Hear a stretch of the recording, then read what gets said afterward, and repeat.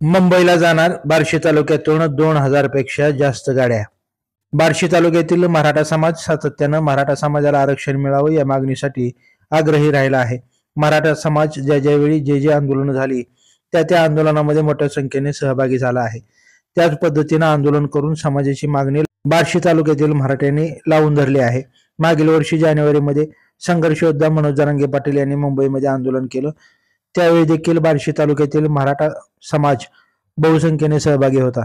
त्यावेळी सरकारने मराठ्यांची फसवणूक केली आणि मराठ्यांना आरक्षणाचा प्रश्न सोडवता प्रलंबित ठेवला.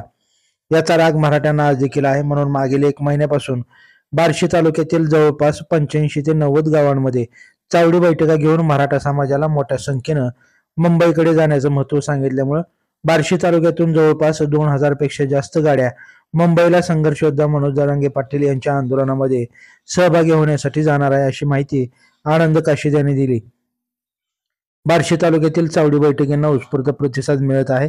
या चावडी बैठकींना मार्गदर्शन करण्यासाठी युवराज बापू काटे, कपिलदादा कोरके, विनायक घोडके व आनंद काशीद यांनी समाजाच्या बैठका घेऊन जागरूक केला आहे.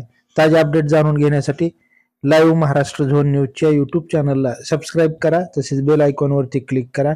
बातम्या आवडल्या असल्यास बातमीला हाईप करा आणि शेअर देखील करा. संघर्ष योद्धा मनोज जरांगे पाटील यांनी जे 29 ऑगस्टला मुंबईमध्ये आंदोलन पुकारलेलं आहे, या आंदोलनासाठी बार्शी तालुक्यातून 2,000 पेक्षा जास्त गाड्या निघणार आहेत. मराठा समाजाचा आरक्षणाचा कायमचा प्रश्न सोडवण्यासाठी गावखेड्यातला घराघरातला मराठा पेटून उठलेला आहे.